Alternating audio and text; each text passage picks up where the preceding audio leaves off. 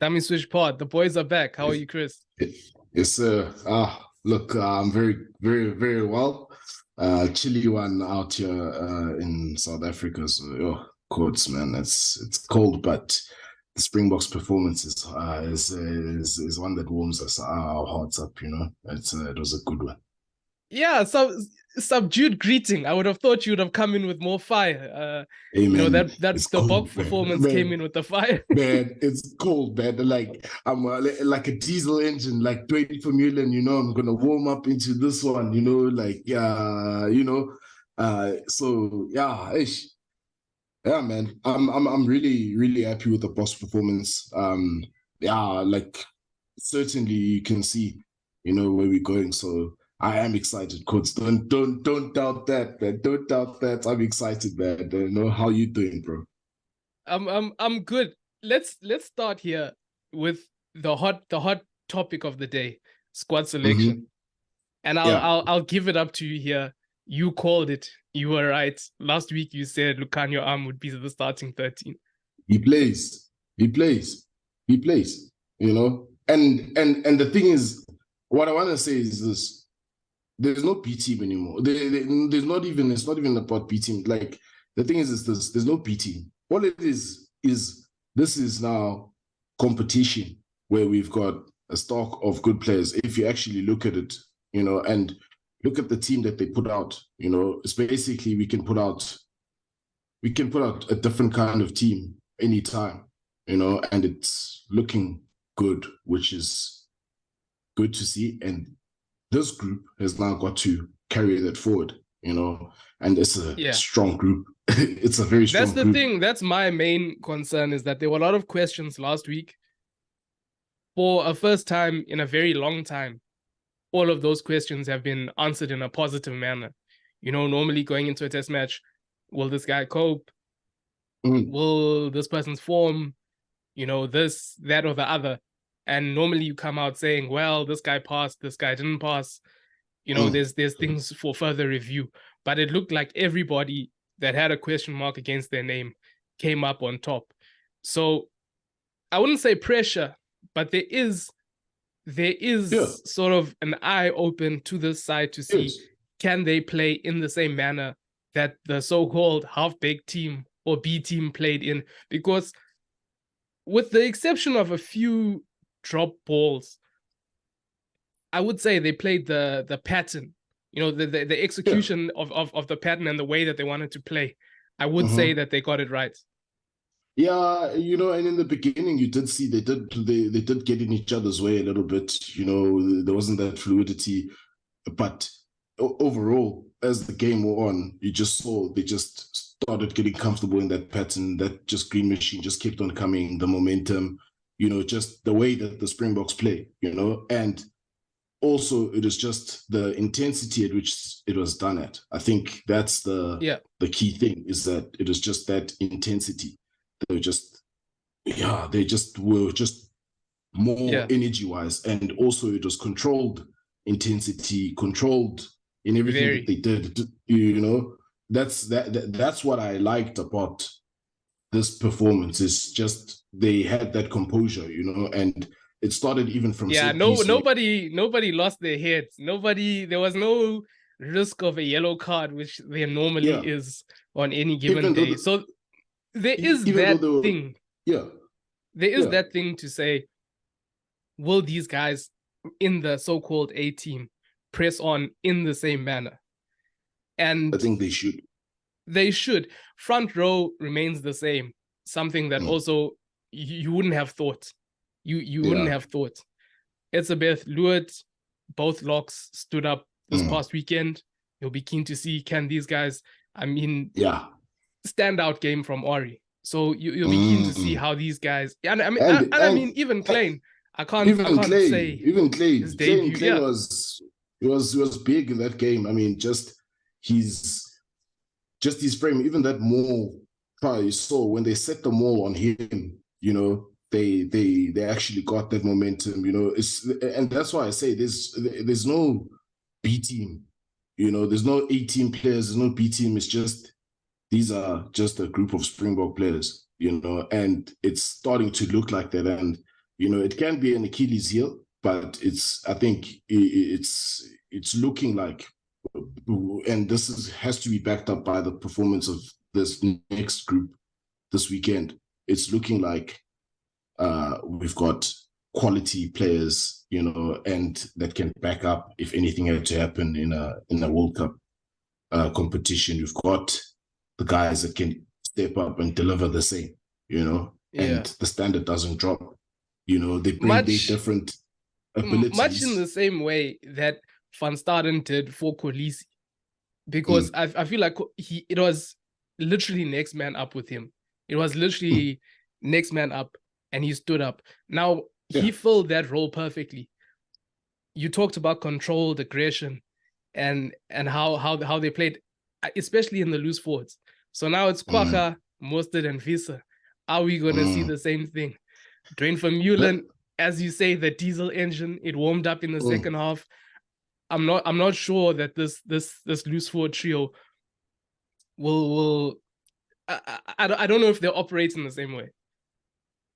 Well, look, I think it's a good selection because New Zealand are definitely going to want to play a faster game. I mean, if you saw against Argentina, what they were trying to do is just to, you know, play quickly through the contact point. You know, once they get through, get that offload and quick ruck ball. And Kwagga, he gets around Mostert, you know, he's got that work rate, you know, and Visa is that muscle and is a bit, you know, younger, fresher, you know, and he hasn't been doing too badly in the Springbok jersey, you know. So yeah, based on just the games that we saw, you know, especially the Argentina New Zealand one, I think it's a good loose trio, you know, and then the balance that we have with Dwayne coming in off the bench.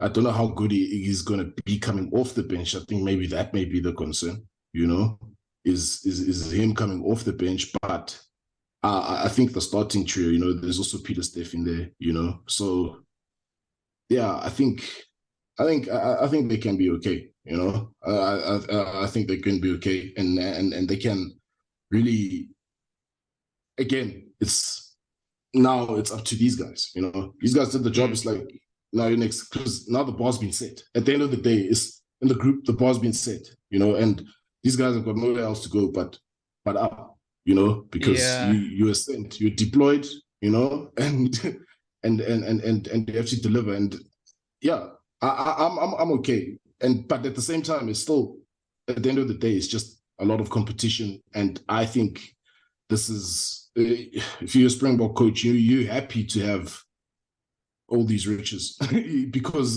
that's what it is. And when you look at it, there's solid experience as well across the board, you know, through the whole group. You know, when you look at it, yes, there's, you know, new caps, guys that have got less than 10, you know, under 20, but the ones with the new caps are the ones showing up. It's the pressure. I don't want to say that there's pressure, because I don't feel like there's a number of these players where their positions aren't under, it's not under jeopardy. Faf, as good as, I think Reinach had a decent game. Grant Williams also had a decent. Faf's not in danger. Willemse not in danger. Mapimpi slightly under danger. The word fraud has been thrown about, but I don't think it's necessarily fraud. You know, he has a different skill set.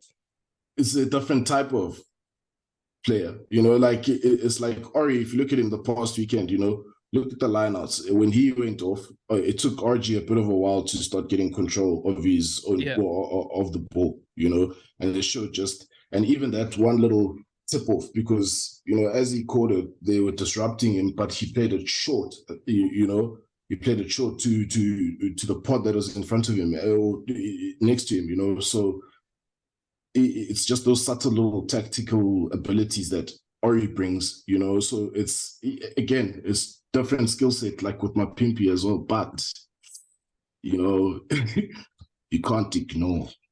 That at the end of the day, you can't ignore Kirtley, you know. You really can't. And then he's making himself, you know, undeniable in a way. And It then becomes difficult. yeah, it does. But after that, Dialendi, and then we thank God for Lucanio Arm and not Jesse Kriel in the 13 jersey. Small wins. Told You must I was celebrate the happy. small wins. I was happy. I'm Small telling you, I didn't see this one. Honestly, because yeah, no, look, you can see he's getting there. Just I think this game he'll come good. It's the All Blacks, so Yeah. I think he needed this game against Australia, Lucanio Arm. So I think also we'll start to see more from him as well. And Yeah. and he do and as a matter of fact, he deserves that sort of cushion. If you know what I mean, he deserves that cushion. To say no, let's just like they would with Yeah. any other kind of For players. me, I personally have a feeling that they went over with the plan of sending those guys and playing those guys. But I think a switch has been turned somewhere during the week and somewhere during the performance to say, you know what, guys, let's actually go straight for this rugby championship. Let's win it. Let's get the confidence boost going into the tournament. I think the plan before was, let's play everybody. Let's give everyone a game. And then the more you sit and think about it, you're like, if we can go into the tournament off the back of a tournament win, which one do you want? Going in with that confidence of winning the tournament, or going in with the confidence of just having seen guys play? And I think somewhere in the week they made that decision and flipped that switch and said, no, let's go for it, guys. Yeah. And they have to go for it. I think if you look at even the game against Australia, the tries that Australia scored, they didn't construct anything. The first one, yes, it was their line out, but the bounce of the ball and the transition, that's what got our guys. Even though I still think our defense out wide is a bit vulnerable. That try highlighted both of our weaker areas. One is the line out. Two is exactly what you're talking about, that defense out wide. Yeah. So, there's that, but when you look at the tries that Argentina managed to score against New Zealand, they're a bit more direct. The direct run, they started running direct, and then they got that first try, then they mauled them, but it was all a little bit too late. But it just showed that, okay, the strengths of South Africa, if the Boks just execute, I think this group, I don't see a reason why they cannot. And they know what it's like to beat these guys. That's also the thing as well. They do. So it just I'm okay with this team. It's that's what I was saying. Very good team. Very good team. Even LaRue, I think he had a great performance. I think it was a bit understated how well he did play. He did. And then you got that bench wing as well, very well. They linked up nicely, and he took charge. Because I think a little bit money. There was a time where it's almost looked like he wasn't commanding enough, directing and conducting things, and once that was happening, you saw Vili stepping up, and he was trying to make plays, and then it just his experience he's worth his value. Then that bench, I don't think I've seen a stronger bench than that in a while. It's when it's dangerous in case of emergency. Dangerous, and especially the two gasmen, because you got Williams, Lebok. They have pace, they have vision, they know how to play. They dangerous, and then again Marks. Tutoy has honestly grown quarters. He's come a long way. But my thing is, I saw a few comments saying that Tutoy didn't have that great of a game. I thought he had a real game. Obviously, maybe it's by his previous standards. Maybe it's by his previous standards that people are saying that this wasn't one of his better games. But I felt like he had very vital carries up the middle. Especially when Grant Williams came on, he was feeding off of how direct Grant Williams when he came on, all he was trying to do was score. Yeah. That was the mandate. All he was trying to do was let's score. go. Yeah, no, and not even let's score. I'm going to score. So Peter Steph was feeding off of that nicely, and I just feel like he had a good game, but alas, I actually feel like the whole Blues trio had a good game. Actually, let's go to this performance. A B team, a half-baked team. There's no B teams. There's no B as teams. we saw, and I mean, it goes to Eddie Jones. He's the one that came up with this thing. Yeah. So I guess if that's what you want to call us, as the journalist said, it was a bit of a cheeky one there. But Ox was out. Gerard Steenkamp flew over. We also thought he was gonna be playing. Now that looks like it's just been he's just holding tackle bags. That's why I say somewhere during the week, I think the decision was made to say, let's go for it, guys. Yeah. I think even after the performance, on Saturday and looking at the other games, I just think it's there. It's there for the taking. And other teams aside, right? Just if we're just looking at this Bok performance, if they say, everybody, there's different players we've been talking about this, the different qualities that they bring, at the moment that this group across the board, everybody seems to be on top of the game. You couldn't find yourself in a better position.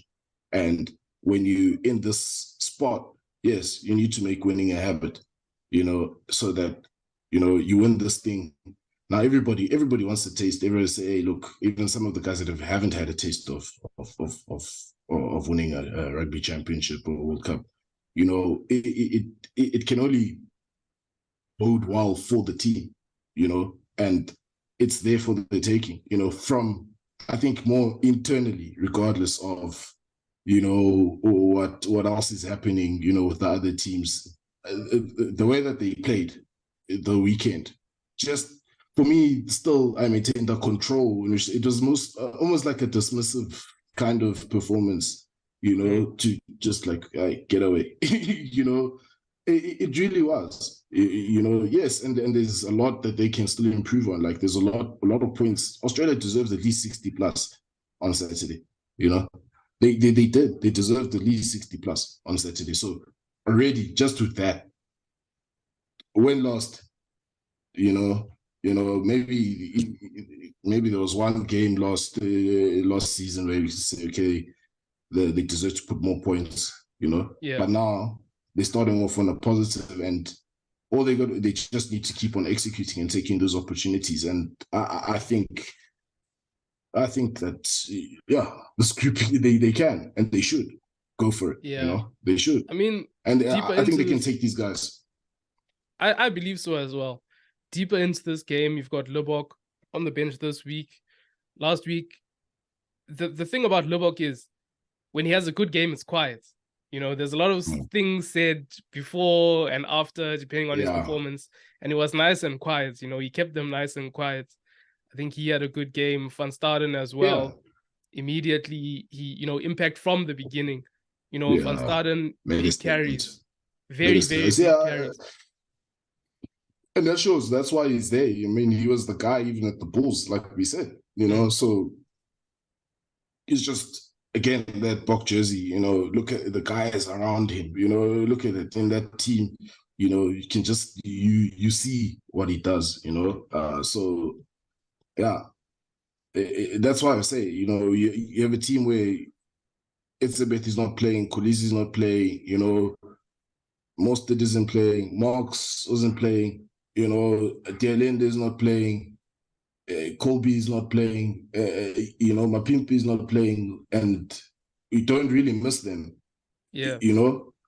If we're being honest, nobody really think about it, Nobody's like, ish, it's because of that performance. And that's a good position to be in, because that means that no matter what happens, they got the group that can actually just keep on going and keep on going. Yeah, Kolisi was a bit of a tricky one for me because he flew over.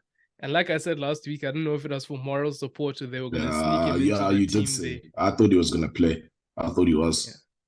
But I mean, even if you look at how it went last week, there is no rush to get him back in there. Yeah. And I think, just going on from that game, another guy we have to say is Esterhuizen. He had a standout game. There was question marks around him.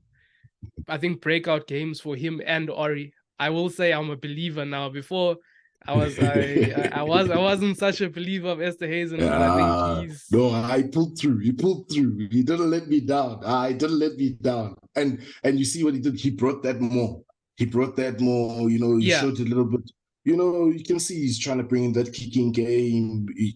And he's going for that outside gap. He was just being a handful. He was just being an irritant to that side. And the thing was, because we were getting such good go forward, we were cleaning so well, and the structure was so good, the Australian backline couldn't reset fast enough.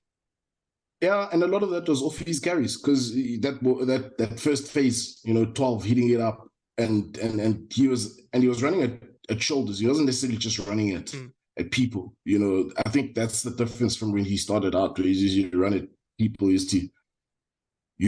Now a lot of that Springbok attack, when he was being direct, and for me, honestly, if he, like I said, I still pick him, because if Delenda goes down, he's the next guy, and he's showing it. He's starting to show it, with the play, looking to use his boot, using his other skill sets. I believe in that, but the only problem with that is, I think if he goes, the person at risk of not going is Moody, who I felt also had a good game. And we know they're going to keep JK can, just for the youngster. We know he's there. He's in this cycle. There's no way they're going to let him out. But I think that's but it can actually happen. A good point. I think it can happen, Not too sure of that. I think the other position hotting up is scrum half. I think Reinach had a decent game. A few pop kicks. But besides that, I mean, Grant Williams had the best 15-minute cameo scrum half that I've seen for a while. I mean, if you weight their performances, Grant Williams probably had the better performance per minute, what he did compared to Reinach. Yeah. So you would say Faf is not in danger. You would say Herschel, you saw him as the water boy. He will remain the water boy. It's now between Reinach, Williams, and Hendrickson. Yeah. But I think with Hendrickson, I think maybe what's got him on on the back foot is his injury, because Herschel is at least his water boy, so he's got more of the opportunity in terms of on-field time, So yeah, it's definitely hotting up, but Grant Williams is gonna go. You can't leave him out. Honestly speaking, if you leave him out, then you don't know what you want. Then you don't know what you want if you're leaving him out. Because he can bring that thing. And the nice thing is that in case of emergency, he can also cover wing. Which you've made him do before. So. Which he does better than Jesse Kriel. You see why I say? He can. Okay. Can happen. Maybe it can happen. Maybe it can happen. You've been right. You've been right these past few weeks. So maybe it can happen. But the answer. I think I'm just saying. I just like looking at it. I think he's because, like I say, if you think about it, this is a golden, almost like a budding golden era. And the thing is that the age group is also just in the sweet spot, to go 2 more cycles, if you know what I mean. Like, that's what I'm like looking at in terms of where this group is, like, go now and another cycle, and possibly even a third, But if you're just looking at that, without looking, maybe I'm looking too far ahead, but just in where they are, as a group. I man. Let's look at this week. Let's look at this week instead of looking far ahead. For me personally, I've always wanted that Springbok dynasty where the Springboks just dominate. You know, like when the All Blacks did. You know what I mean? Yeah. Where they were just beating everybody left and right. And I think that they look like they're in that zone. You know? Yeah. They just look like they're in that zone, man. Just from that first group that played. And that's what's exciting me about this group, this team. To take it back to this week, prediction. Win or lose, you can throw out a score if you want. Yeah, I think this one, it's going to be a real test match. You know, obviously, those guys at home. I think it'll be like a 2 to 4 points, but we'll win. We'll win. I think we're going to win the whole rugby championship. I think this one we're going to win comfortably. 2 scores comfortably. I think New Zealand also had to fly back from Argentina. So as much as we're traveling, they're also traveling. And they left some guys as well, bro. Yeah, but they didn't leave the kind of guys we left. We left the real guys. No, but it's true. Yeah, I think so. And you know, just talking about that, I think when you look at the URC and Australia, it's almost like the physicality of the Springboks overwhelmed them, and they couldn't. They got that try, and they thought, this is nice, but immediately there was a response that physicality just overwhelmed them. They couldn't keep up. Altitude aside, and put altitude to one side, just the physicality and just that rapidness of the box. But that came down to the recycling of the ball, the cleaning out. I mean, you saw even Willie Leroux's value. He got that ball out wide to Moody, and Moody, when he made that break, and he was a guy that cleaned, and the ball came out when I think Kriel scored that try. It was a bit of they could have even scored that try. They could have scored that try 2 phases before if Van Staden let it go. But at the same time, I'm not mad because they played the phases and got it through anyway. So I'm not mad at that. The only thing is line out time. The boys need to tighten up. I think Bongi was a big culprit there, but I think again, new lock pairing. But any closing comments there, Chris? Look, like I said, there's no P team. For me, there's no P team. It's just who's the best, who's the man for the job, and these guys, they have to prove it. So, like I said, for me, 2 to 4 points. 2 to 4 points, Springboks. Me, it's 2 scores, going for a big win. Rest of the places we'll sort you guys out. When we're checking seats of who's left on the plane, it's for Argentina. It's for Argentina. Yeah, man. But there's still a long way to go in this in the championship we're getting to. So, but for this one, I'm saying Boks 2 to 4 points.